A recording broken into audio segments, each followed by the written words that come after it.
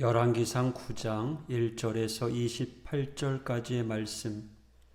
솔로몬이 여호와의 성전과 왕궁 건축하기를 마치며 자기가 이루기를 원하던 모든 것을 마칠 때에 여호와께서 전에 기브온에게 나타나심 같이 다시 솔로몬에게 나타나사 여호와께서 그에게 이르시되 내 기도와 네가 내 앞에서 간구한 바를 내가 들었은즉 나는 네가 건축한 이 성전을 거룩하게 구별하여 내 이름을 영원히 그곳에 두며 내 눈길과 내 마음이 항상 거기에 있으리니 네가 만일 내 아버지 다윗이 행함같이 마음을 온전히 하고 바르게 하여 내 앞에서 행하며 내가 네게 명령한 대로 온갖 일에 순종하여 내 법도와 율례를 지키면 내가 네 아버지 다윗에게 말하기를 이스라엘의 왕위에 오를 사람이 네게서 끊어지지 아니하리라 한 대로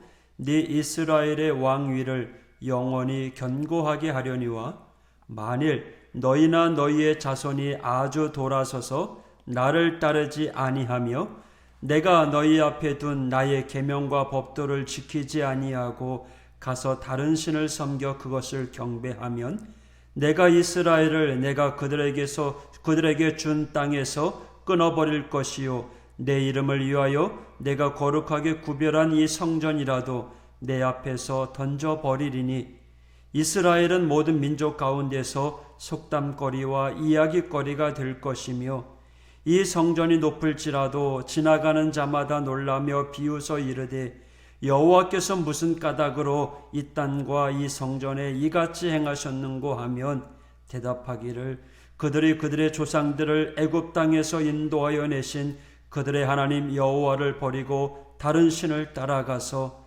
그를 경배하여 섬김으로 여호와께서 이 모든 재앙을 그들에게 내리심이라 하리라 하셨더라. 솔로몬이 두 집 곧 여호와의 성전과 왕궁을 20년 만에 건축하기를 마치고 갈릴리 땅의 성읍 20곳을 히람에게 주었으니 이는 두로왕 히람이 솔로몬에게 그 온갖 소원대로 백향목과 잣나무와 금을 제공하였음이라. 히람이 두로에서 와서 솔로몬이 자기에게 준 성읍들을 보고 눈에 들지 아니하여 이르기를 내 형제여 내게 준 이 성읍들이 이러한가 하고 이름하여 가볼 땅이라 하였더니 그 이름이 오늘까지 있느니라. 히람이 금 120달란트를 왕에게 보내었더라. 솔로몬 왕이 역군을 일으킨 까닭은 이러하니 여호와의 성전과 자기 왕궁과 밀로와 예루살렘 성과 하솔과 무깃도와 게셀을 건축하려 하였음이라.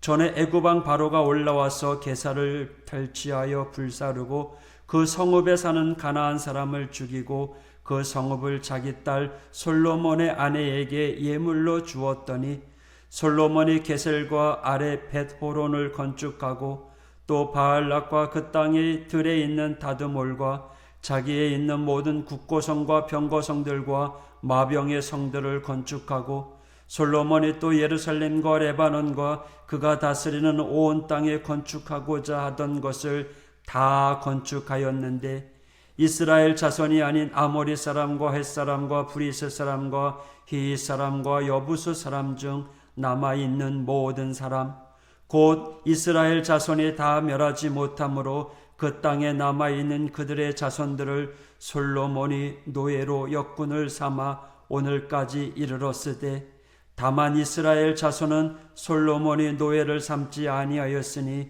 그들은 군사와 그 신하와 고관과 대장이며 병거와 마병의 지휘관이 됨이었더라. 솔로몬에게 이를 감독하는 우두머리 550명이 있어 일하는 백성을 다스렸더라. 바로의 딸이 다윗 성에서부터 올라와 솔로몬이 그를 위하여 건축한 궁에 이를 때 솔로몬이 밀로를 건축하였더라. 솔로몬이 여호와를 위하여 쌓은 제단 위에 해마다 3번씩 번제와 감사의 제물을 드리고 또 여호와 앞에 있는 제단에 분향하니라. 이에 성전 짓는 일을 마치니라. 솔로몬 왕이 에돔 땅 홍해 물가의 엘롯 근처 에시온 게벨에서 배들을 지은지라. 히람이 자기 종 곧 바다의 익숙한 사공들을 솔로몬의 종과 함께 그 배로 보내매 그들이 오빌에 이르러 거기서 금 420달란트를 얻고 솔로몬 왕에게로 가져왔더라. 아멘. 오늘 이 아침에 이 열왕기상 9장에 있는 말씀을 통해서 성전의 영광보다 중요한 것이라고 하는 제목으로 함께 은혜를 나누고자 합니다. 솔로몬이 성전을 봉헌했습니다. 그 성전의 규모가 어마어마했죠. 어제 읽었던 말씀 열왕기상 8장 63절 소가 2만 2천 마리요 양이 12만 마리라. 아니 몇백 마리도 아니고 소가 2만 마리면 상상하기 어려울 정도입니다. 이렇게 많은 동물을 잡아서 하나님 앞에 제사를 드려야 하기 때문에 아마 하루 이틀 가지고는 안 될 겁니다. 그래서 7일과 7일 도합 14일간을 우리 하나님 여호와 앞에서 절기로 지켰다라고 성경은 말하고 있는 겁니다.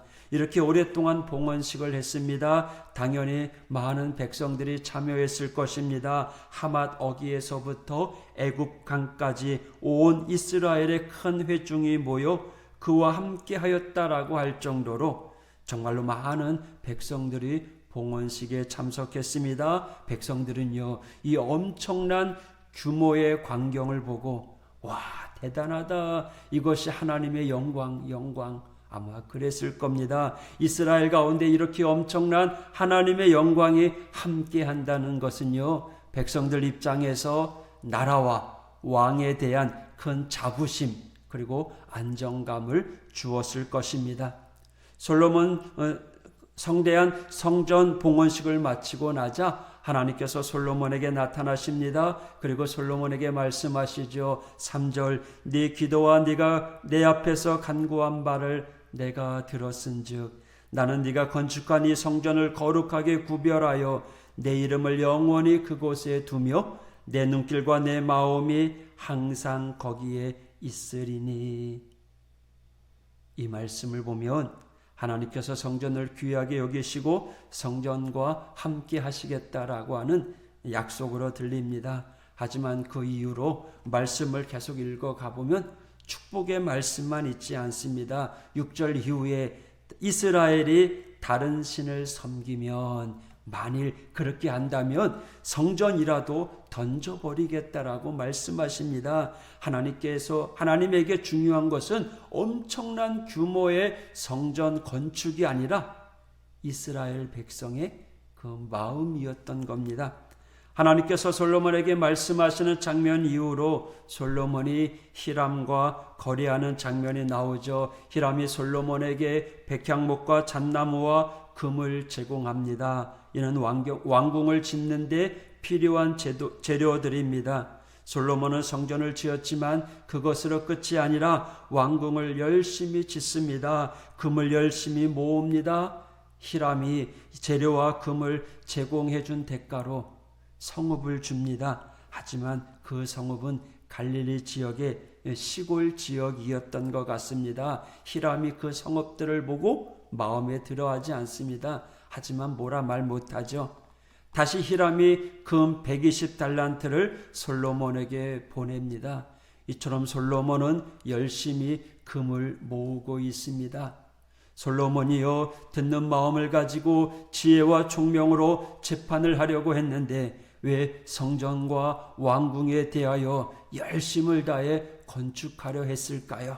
여러 가지 이유가 있었겠죠. 그 중에 하나는 아직요, 이스라엘이 통일 국가가 아닙니다. 겉모습은 솔로몬이 다스리는 그러한 모습으로 보이지만 내부적으로는 하나가 아니었습니다. 솔로몬은 아버지 다윗을 이은 유다 지파였죠. 다시 말해서 다른 지파들 모두가 다윗과 솔로몬을 인정한 게 아니었습니다. 여전히 다른 지파들은 호시탐탐 자신의 지파가 이스라엘의 전체를 집권할 날을 고대하고 있는지 모릅니다.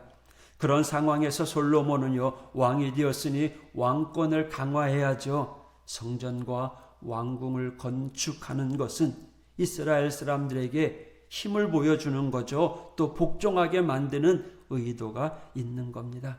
하지만 여기서 아쉬운 건요, 솔로몬이 신앙에 있어서는 하나님의 뜻대로 백성들을 돌보려고 했지만 정치적인 문제에 있어서는요, 왕이니까 정치가잖아요. 하나님의 방법보다는 현실적인 방법을 사용하고 있는 걸 볼 수 있습니다. 다른 강대국처럼 힘과 물질을 이용해서 나라를 다스린 거죠. 솔로몬의 권력 적당히 사용했으면 좋으련만 결과를 보면 그렇지 않습니다. 결국 솔로몬은요, 하나님께로 돌아가고 북쪽 지파가 반란을 일으키게 됩니다. 그리고 나중에 솔로몬 이후에는요, 나라가 둘로 쪼개지게 됩니다.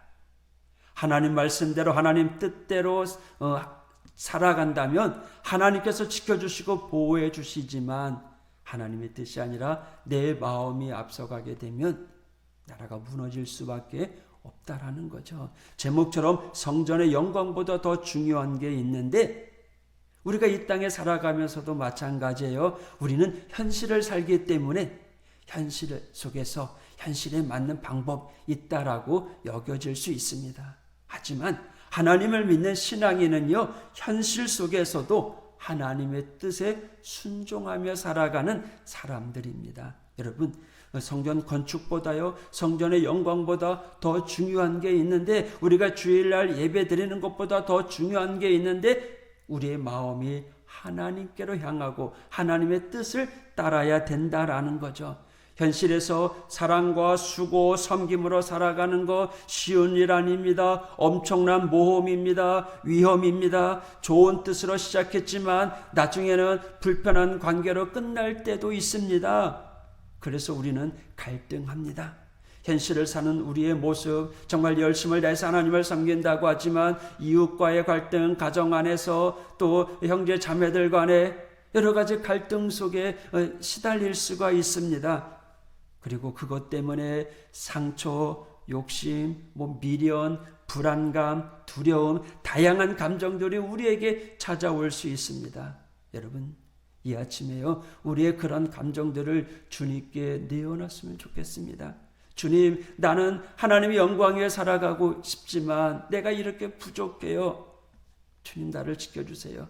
그런 우리에게 주님 다가오셔서 사랑으로 우리를 안아주시고 만져주시고 회복시켜 주실 줄 믿습니다.